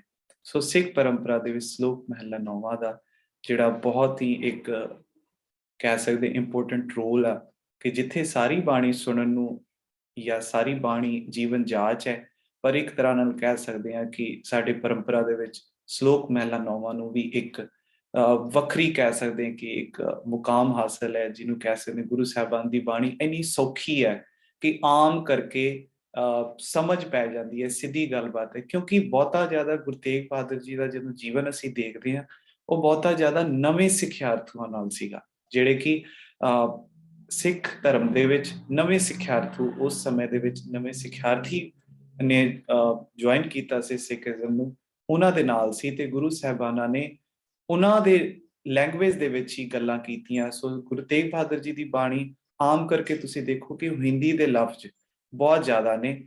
ਕਿਉਂ ਨੇ? ਉਹਦਾ ਕਾਰਨ ਇਹ ਹੈ ਕਿ ਨਵੇਂ ਜਿਹੜੇ ਸਿੱਖਿਆਰਥੀ ਸਨ, ਉਹਨਾਂ ਦੇ ਨਾਲ ਗੁਰੂ ਸਾਹਿਬ ਨੇ ਆਪਣੀ ਗੱਲ, ਗੁਰੂ ਦੀ ਗੱਲ ਸਾਂਝੀ ਕਰਨੀ ਸੀ ਤੇ ਉਹਨਾਂ ਦੀ ਲੈਂਗੁਏਜ ਦੇ ਵਿੱਚ। ਸੋ ਆਪਾਂ ਆਓ ਅੱਜ ਸ਼ਲੋਕ ਮਹਿਲਾ 9ਵੇਂ ਦੇ ਵਿੱਚੋਂ 3 ਸ਼ਲੋਕਾਂ ਦਾ ਗਾਇਨ ਉਹ ਵੀ ਆਪ ਜੀ ਨੂੰ ਸਰਵਣ ਕਰਾਵਾਂਗੇ। ਕਿਉਂਕਿ ਇਹਦੇ ਵਿੱਚ ਕੋਈ ਵੀ ਰਾਗ ਨਿਰਧਾਰਕ ਨਹੀਂ ਹੈ, ਤਾਂ ਅਸੀਂ ਕੰਪੋਜੀਸ਼ਨ ਬਣਾਉਣ ਲੱਗਿਆ, ਤੁਸੀਂ ਕੋਈ ਵੀ ਉਹਦੇ ਵਿੱਚ ਰਾਗ ਜਿਹੜਾ ਕਿ ਸ਼ਬਦਾਂ ਦੇ ਭਾਵਾਂ ਨੂੰ ਉਜਾਗਰ ਕਰਦਾ ਹੋਵੇ, ਉਹਨਾਂ ਸਵਰਾਂ ਨੂੰ ਅਸੀਂ ਲੈ ਕੇ ਗਾਇਨ ਕਰ ਸਕਦੇ ਹਾਂ। ਸੋ ਆਓ, ਬਹੁਤ ਹੀ 2-3 ਮਿੰਟ ਦੀ ਇਹ ਹੈ ਜੀ। ਉਸ ਤੋਂ ਬਾਅਦ ਆਪਾਂ ਇੱਕ ਜਿਹੜਾ ਕਿ ਅਨਿੱਖੜਵਾਂ ਅੰਗ ਹੈ ਸਾਡੇ ਸਿੱਖ ਇਤਿਹਾਸ ਦਾ, ਪਰ ਉਹ ਬਹੁਤ ਹੀ ਧੁੰਦਲਾ ਹੈਗਾ, ਅਸੀਂ ਉਹਦੇ ਉੱਤੇ ਵਿਚਾਰ ਕਰਨੀ ਹੈ। ਸੋ ਇਹ ਆਪ ਜੀ ਨਾਲ 3 ਸ਼ਲੋਕਾਂ ਦਾ ਗਾਇਨ ਆਪ ਜੀ ਨਾਲ ਸਰਵਣ ਸਾਂਝ ਪਾ ਰਹੇ ਹਾਂ ਜੀ। ਸੋ ਆਓ ਪਿਆਰ ਨਾਲ ਸਰਵਣ ਕਰਦੇ ਹਾਂ।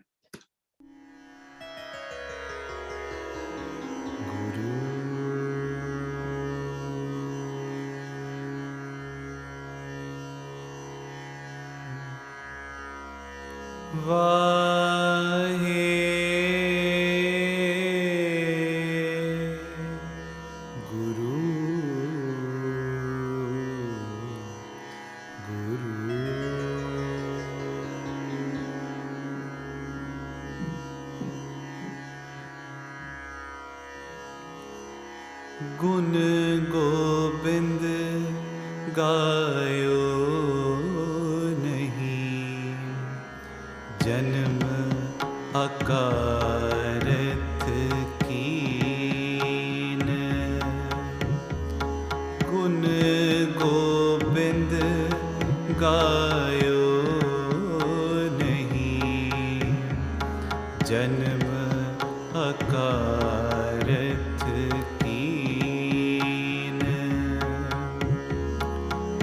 कहो नानक हर भज मना। कहो नानक हर भज मना, जेह वेद जल को मीन।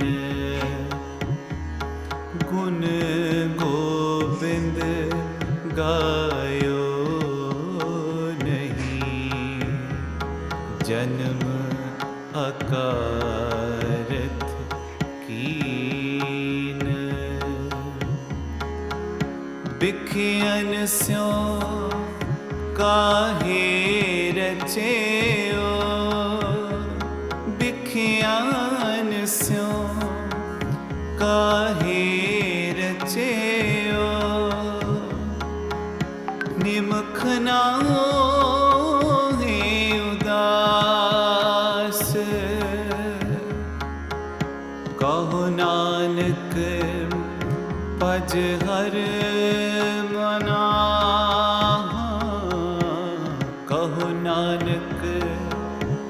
भज हर मना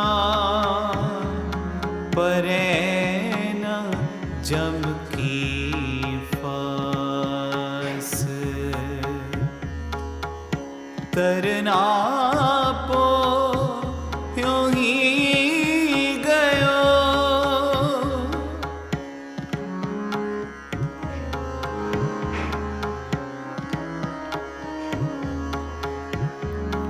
तरना पो यूं ही गयो लियो जरा तन जीत हाँ लियो जरा तन जीत कहो नानक भज हर मना कहो नानक भज हर मना औध जात है बीत गुण गोबिंद गायो जन्म अकारथ कीन जन्म अकारथ कीन जन्म अकारथ कीन। ਸੋ ਇਹ ਸੀ ਜੀ ਅੱਜ ਦੇ ਲਈ ਮੈਂ 3 ਸ਼ਬਦਾਂ ਦੀ ਚੋਣ ਕੀਤੀ ਸੀ, ਜਿਹਦੇ ਵਿੱਚੋਂ ਆਪ ਜੀ ਨੂੰ ਤਿੰਨੇ ਸ਼ਬਦ ਸਰਵਣ ਕਰਾਏ ਹਨ।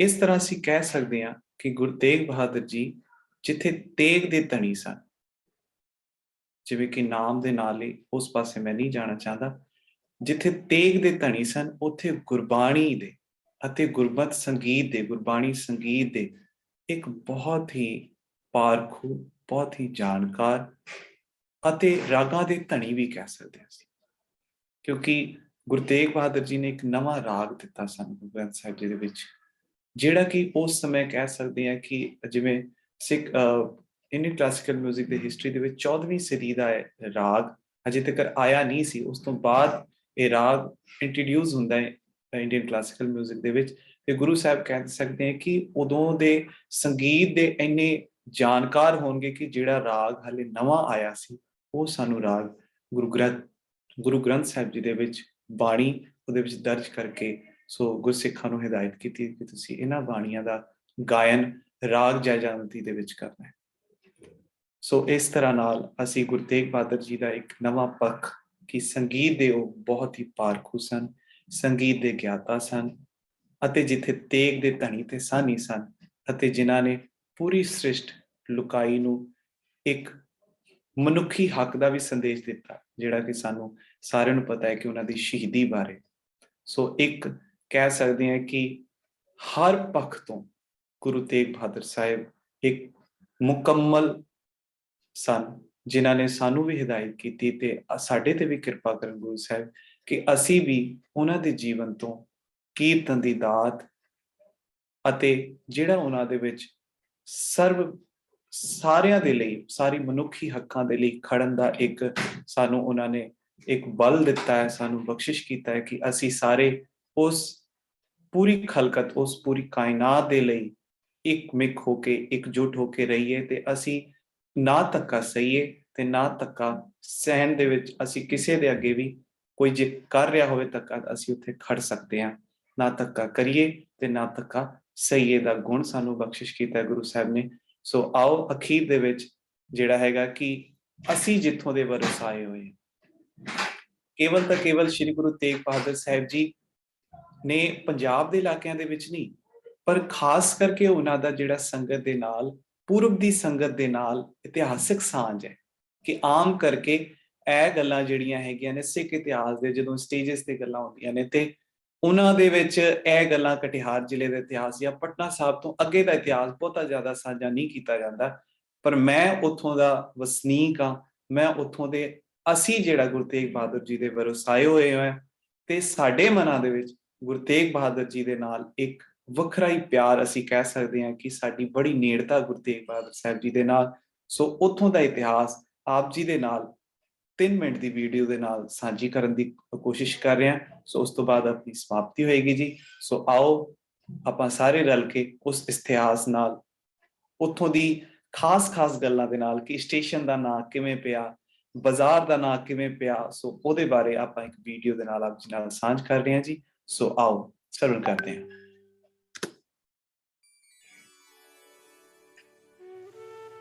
ਗੁਰੂ ਪਿਆਰੀ ਸਾਧ ਸੰਗਤ ਜੀਓ, ਆਪ ਜੀ ਦਰਸ਼ਨ ਕਰ ਰਹੇ ਹੋ ਧੰਨ ਗੁਰੂ ਤੇਗ ਬਹਾਦਰ ਸਾਹਿਬ ਜੀ ਦੇ ਪਾਵਨ ਚਰਨ ਛੋਹ ਪ੍ਰਾਪਤ ਸਥਾਨ ਗੁਰੂ ਤੇਗ ਬਹਾਦਰ ਇਤਿਹਾਸਿਕ ਗੁਰਦੁਆਰਾ ਕਾਂਤ ਨਗਰ ਦੇ।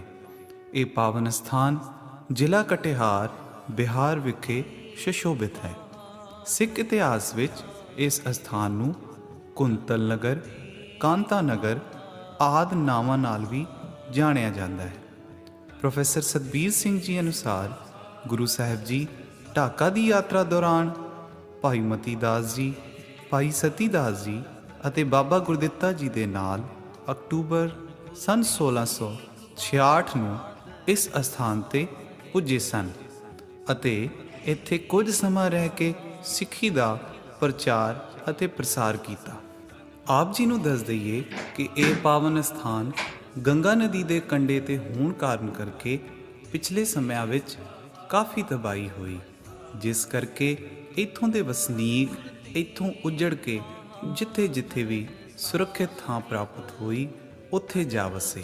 ਇਸ ਤਰ੍ਹਾਂ ਇਸ ਜ਼ਿਲ੍ਹੇ ਵਿੱਚ ਸਿੱਖਾਂ ਦੇ ਕਈ ਪਿੰਡ ਵਸ ਗਏ ਹਨ, ਜਿਵੇਂ ਰਾਜਾ ਪਾਖਰ, ਭੰਡਾਰਤਲ, ਹੁਸੈਨਾ, ਉਚਲਾ, ਭਵਾਨੀਪੁਰ, ਸਰਦਾਰ ਨਗਰ, ਲక్ష్ਮੀਪੁਰ, ਭੈਸਦੀਰਾ, ਮਹੇਸ਼ਵਾ ਆਦਿ। ਜਿਵੇਂ ਆਪ ਜੀ ਨੂੰ ਦੱਸਿਆ ਕਿ ਹੜ੍ਹ ਦੇ ਕਾਰਨ ਕਾਫੀ ਤਬਾਹੀ ਹੋਣ ਕਾਰਨ ਕਰਕੇ ਇੱਥੋਂ ਦੀ ਇਤਿਹਾਸਕ ਧਰੋਹਰ, ਗੁਰੂ ਸਾਹਿਬ ਜੀ ਦੇ ਪਾਵਨ ਹੁਕਮਨਾਮੇ ਅਤੇ ਇੱਕ ਪੁਰਾਤਨ ਹਸਤ ਲਿਖਤ ਗੁਰੂ ਗ੍ਰੰਥ ਸਾਹਿਬ ਜੀ ਦੇ ਪਾਵਨ ਸਰੂਪ ਨੂੰ ਸਰਦਾਰ ਨਗਰ, ਲక్ష్ਮੀਪੁਰ ਵਿਖੇ ਸੁਸ਼ੋਭਿਤ ਕੀਤਾ ਗਿਆ। ਗੁਰੂ ਤੇਗ ਬਹਾਦਰ ਸਾਹਿਬ, ਧੰਨ ਗੁਰੂ ਤੇਗ ਬਹਾਦਰ ਸਾਹਿਬ, ਧੰਨ ਗੁਰੂ ਤੇਗ ਬਹਾਦਰ ਸਾਹਿਬ, ਧੰਨ ਗੁਰੂ ਤੇਗ ਬਹਾਦਰ ਸਾਹਿਬ। ਇਸ ਇਲਾਕੇ ਦੇ ਰੇਲਵੇ ਸਟੇਸ਼ਨ ਦਾ ਨਾਂ ਕੜਾ ਗੋਲਾ ਰੋਡ ਹੈ ਅਤੇ ਘਾਟ ਦਾ ਨਾਂ ਕੜਾ ਗੋਲਾ ਘਾਟ ਹੈ।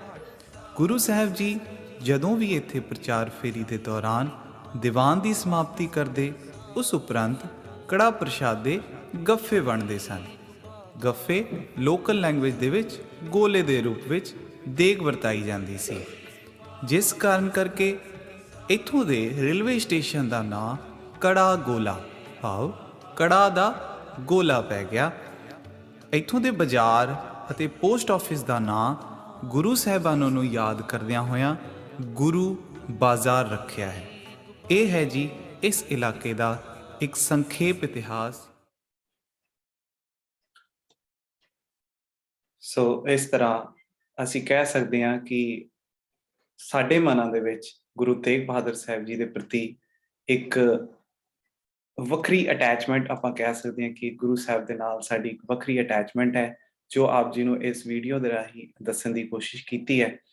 ਸੋ ਆਸ ਹੈ ਕਿ ਆਪ ਜੀ ਸਾਰਿਆਂ ਨੂੰ ਅੱਜ ਦਾ ਇਹ ਸੈਸ਼ਨ ਇੱਕ ਡਿਫਰੈਂਟ ਵੇ ਦੇ ਨਾਲ ਅਸੀਂ ਕੋਸ਼ਿਸ਼ ਕੀਤੀ ਕਿ ਆਪ ਜੀ ਨਾਲ ਸਾਂਝ ਪਾਈ ਜਾਵੇ। ਕੋਸ਼ਿਸ਼ ਹੈ ਆਪ ਜੀ ਨੂੰ ਕਿ ਅੱਛੀ ਲੱਗੀ ਹੋਏਗੀ ਇਹ ਅੱਜ ਦਾ ਸੈਸ਼ਨ ਸਾਡਾ, ਕਿ ਜਿੱਥੇ ਅਸੀਂ ਗੁਰੂ ਸਾਹਿਬਾਨਾਂ ਦੀ ਹਿਸਟਰੀ ਦੇ ਵਿੱਚੋਂ ਇੱਕ ਵੱਖਰੀ ਜੀ, ਮੈਨੂੰ ਲੱਗਦਾ ਕਿ ਸ਼ਾਇਦ ਆਪਾਂ ਸਾਰਿਆਂ ਨੂੰ ਪਤਾ ਵੀ ਨਹੀਂ ਹੋਏਗਾ ਇਤਿਹਾਸ ਬਾਰੇ। ਸੋ ਅਸੀਂ ਉਹਨਾਂ ਦੇ ਵਰਸਾਏ ਹੋਏ ਹਾਂ ਤੇ ਕੋਸ਼ਿਸ਼ ਕੀਤੀ ਹੈ ਕਿ ਆਪ ਜੀ ਤੱਕ ਜਿਹੜਾ ਉੱਥੋਂ ਦਾ ਇਤਿਹਾਸ ਹੈ ਉਹਦੇ ਵਿੱਚ ਬਹੁਤ ਛੋਟੀ ਜਿਹੀ ਵੀਡੀਓ ਦੇ ਰਾਹੀਂ ਆਪ ਜੀ ਤੱਕ ਪਹੁੰਚਾਉਣ ਦੀ ਕੋਸ਼ਿਸ਼ ਕੀਤੀ ਕਿ ਗੁਰੂ ਤੇਗ ਬਹਾਦਰ ਜੀ ਕਿਵੇਂ ਉਸ ਇਲਾਕੇ ਦੇ ਵਿੱਚ ਪ੍ਰਚਾਰ ਦੌਰੇ ਕੀਤੇ ਅਤੇ ਉੱਥੇ ਕਈ ਇਤਿਹਾਸਿਕ ਧਰੋਹਰ, ਗੁਰੂ ਸਾਹਿਬਾਨ ਦੇ ਹੁਕਮਨਾਮੇ, ਅਸੀਂ ਕਹਿ ਸਕਦੇ ਪੁਰਾਤਨ ਹਸਤ ਲਿਖਿਤ ਗੁਰੂ ਗ੍ਰੰਥ ਸਾਹਿਬ ਦੇ ਸਰੂਪ ਉਹ ਸਾਰੇ ਪਏ ਨੇ, ਜਦੋਂ ਵੀ ਆਪ ਜੀ ਉਸ ਇਲਾਕੇ ਵਿੱਚ ਟਰੈਵਲ ਕਰੋ ਤੇ ਬੇਨਤੀ ਹੈ ਕਿ ਜ਼ਰੂਰ ਇਲਾਕਿਆਂ ਦੇ ਵਿੱਚ ਦਰਸ਼ਨ ਕਰੋ ਤੇ ਗੁਰੂ ਸਾਹਿਬਾਨਾਂ ਦੇ ਉਹ ਇਤਿਹਾਸਿਕ ਧਰੋਹਰਾਂ ਦੇ ਦਰਸ਼ਨ ਕਰੋ ਤੇ ਆਪਣੇ ਜੀਵਨ ਨੂੰ ਸਫਲ ਕਰੋ। ਇੱਕ ਗੱਲ ਮੈਂ ਹੋਰ ਛੋਟੀ ਜਿਹੀ ਦੱਸ ਦੇਵਾਂ, ਕਿਉਂਕਿ ਗੁਰੂ ਸਾਹਿਬਾਨਾਂ ਨੇ ਆਪਣੀਆਂ ਮਹਿਲਾਂ ਨੂੰ ਪਟਨਾ ਸਾਹਿਬ ਰੱਖ ਕੇ ਤੇ ਉਹਨਾਂ ਨੇ ਵੇ ਜਿਹੜਾ ਯੂਜ਼ ਕੀਤਾ ਸੀ ਉਹ ਸੀ ਗੰਗਾ ਦੇ ਵੇ ਦੇ ਨਾਲ ਬੇੜੀਆਂ ਦੇ ਥਰੂ ਉਹਨਾਂ ਨੇ ਉਸ ਇਲਾਕੇ ਦੇ ਵਿੱਚ ਟਰੈਵਲ ਕੀਤਾ ਤੇ ਇਹ ਇਲਾਕਾ ਜਿਹੜਾ ਪੂਰਾ ਗੰਗਾ ਦੇ ਬਿਲਕੁਲ ਨਜ਼ਦੀਕ ਪੈਂਦਾ ਹੈ, ਪਰ ਉੱਥੇ ਹਮੇਸ਼ਾ ਹਰ ਸਾਲ ਉੱਥੇ ਤਬਾਹੀ ਹੋਣੀ। ਮੈਨੂੰ ਤਾਂ ਯਾਦ ਹੈ ਕਿ ਅਸੀਂ ਵੀ ਜਿਹੜਾ ਕਿ ਸਕੂਲਿੰਗ ਸਾਡੀ ਹੋਣੀ ਤੇ ਅਸੀਂ ਪਾਣੀ ਦੇ ਵਿੱਚੋਂ ਦੀ ਲੰਘ ਕੇ ਜਾਣਾ, ਪਰ ਚਲੋ ਅੱਜ ਕਾਫੀ ਤਬਦੀਲੀਆਂ ਆ ਚੁੱਕੀਆਂ ਨੇ, ਗਵਰਨਮੈਂਟ ਨੇ ਕਾਫੀ ਕੁਝ ਤਬਦੀਲ ਕੀਤਾ ਤੇ ਉੱਥੇ ਜਿਹੜੇ ਕਿ ਗੁਰੂ ਘਰ ਨਵੇਂ ਸਥਾਪਿਤ ਕੀਤੇ ਗਏ ਆ, ਕਈ ਚੀਜ਼ਾਂ ਸਾਡੀਆਂ ਰੁੜ ਗਈਆਂ ਉਹਨਾਂ ਹੜ੍ਹਾਂ ਦੇ ਵਿੱਚ। ਸੋ ਗੁਰੂ ਸਾਹਿਬਾਨਾਂ ਦੀ ਬਖਸ਼ਿਸ਼ ਦੇ ਸਦਕਾ ਉੱਥੋਂ ਦੀ ਜਿਹੜੀ ਸਿੱਖੀ ਆ ਬਹੁਤ ਹੀ ਕਮਾਲ ਦੀ ਹੈ। ਜਦੋਂ ਮੈਂ ਪੰਜਾਬ ਆਇਆ ਸੀ 2007 ਦੇ ਵਿੱਚ, ਮਿਸ਼ਨਰੀ ਕਾਲਜ ਜੁਆਇਨ ਕੀਤਾ ਸੀ ਤੇ ਮੈਨੂੰ ਇੱਕ ਡਿਫਰੈਂਟ ਨਜ਼ਰ ਆਇਆ ਸੀ ਪੰਜਾਬ। ਜਿਵੇਂ ਮੈਂ ਸੋਚਦਾ ਸੀ ਉਂਝ ਦਾ ਮੈਨੂੰ ਫਸਟ ਟਾਈਮ ਨਹੀਂ ਨਜ਼ਰ ਆਇਆ ਸੀਗਾ, ਕਿਉਂਕਿ ਸਾਡੇ ਉੱਥੇ ਜਿਹੜੀ ਕੇਸ ਕਤਲ ਕਰਾਉਣਾ ਕਹਿ ਸਕਦੇ ਹਾਂ ਆਪਾਂ ਇੱਕ ਗੁਨਾਹ ਮੰਨਿਆ ਜਾਂਦਾ ਕਿ ਕਿਸੇ ਨੇ ਗੁਨਾਹ ਕਰ ਦਿੱਤਾ, ਪਰ ਮੈਂ ਜਦੋਂ ਪੰਜਾਬ ਆਇਆ ਸੀ ਤੇ ਮੈਨੂੰ ਡਿਫਰੈਂਟ ਨਜ਼ਰ ਆ ਰਿਹਾ ਸੀਗਾ। ਪਰ ਗੁਰੂ ਸਾਹਿਬ ਦੀ ਇੰਨੀ ਬਖਸ਼ਿਸ਼ ਹੈ ਕਿ ਉੱਥੇ 0% ਸਾਡੇ ਪਰਿਵਾਰਾਂ ਦੇ ਵਿੱਚ 0% ਜਿਹੜੇ ਸੀ ਕਹਿ ਸਕਦੇ ਹਾਂ ਕਿ ਮਾਫੀ ਚਾਹਾਂਗੇ ਜੀ ਕਿ 0% ਦੀ ਜਿਹੜੀ ਉੱਥੇ ਹੈ ਕਿ ਕੇਸਾਂ ਦੀ ਬੇਦਬੀ 0% ਹੈ। ਸੋ ਗੁਰੂ ਸਾਹਿਬ ਇਹ ਕਿਰਪਾ ਸਾਡੇ ਤੇ ਹਮੇਸ਼ਾ ਲਈ ਬਖਸ਼ਿਸ਼ ਕਰਦੇ ਰਹਿਣ। ਸੋ ਬਖਸ਼ਿਸ਼ ਕਰਨ ਕਿ ਅਸੀਂ ਜਿਹੜਾ ਹੈ ਕਿ ਇਹ ਸਿੱਖੀ ਦਾ ਬੂਟਾ ਉੱਥੇ ਉਸ ਇਲਾਕੇ ਦੇ ਵਿੱਚ ਇਸੇ ਤਰ੍ਹਾਂ ਵਧੇ ਫੁੱਲੇ ਤੇ ਆਪ ਜੀ ਨਾਲ ਸਾਂਝ ਪਾਈ ਹੈ ਜੀ ਕਿ ਗੁਰੂ ਸਾਹਿਬ ਦੀ ਜਿਹੜੀ ਕਿ ਸੁਲੇਖ ਕਲਾ ਅਤੇ ਸੰਗੀਤਕ ਯੋਗਦਾਨ ਜਿਹੜਾ ਸੀਗਾ ਉਹ ਆਪ ਜੀ ਨਾਲ ਸਾਂਝ ਪਾਈ ਹੈ। ਸੋ ਇਹ ਸਾਂਝ ਦੇ ਵਿੱਚ ਭੁੱਲਾਂ ਚੁੱਕਾਂ ਲਈ ਮੈਂ ਆਪ ਜੀ ਕੋਲੋਂ ਫਿਰ ਤੋਂ ਮਾਫੀ ਮੰਗਦਾ ਜੀ। ਸੋ ਕੋਸ਼ਿਸ਼ ਕਰਾਂਗੇ ਕਿ ਅੱਗੇ ਜਦੋਂ ਵੀ ਅਸੀਂ ਹੋਰ ਗੁਰੂ ਤੇਗ ਬਹਾਦਰ ਸਾਹਿਬ ਜੀ ਦੀ ਬਾਣੀ ਦੇ ਨਾਲ ਜੁੜੀਏ ਅਤੇ ਆਪ ਜੀ ਨਾਲ ਕੋਸ਼ਿਸ਼ ਕਰੀਏ ਕਿ ਹੋਰ ਅੱਛੀ ਤਰ੍ਹਾਂ ਉਹਨਾਂ ਦੀਆਂ ਜਿਹੜੀਆਂ ਗੱਲਾਂ ਨੇ ਉਸ ਆਪ ਤੱਕ ਪਹੁੰਚਾਉਣ ਦਾ ਯਤਨ ਕਰੀਏ। ਸੋ ਇਹ ਹੈ ਜੀ ਸਾਡਾ ਅੱਜ ਦਾ ਵਿਸ਼ਾ। ਸੋ ਆਪ ਜੀ ਸਾਰਿਆਂ ਦਾ ਬਹੁਤ ਬਹੁਤ ਧੰਨਵਾਦ। ਵਾਹਿਗੁਰੂ ਜੀ ਕਾ ਖਾਲਸਾ, ਵਾਹਿਗੁਰੂ ਜੀ ਕੀ ਫਤਿਹ।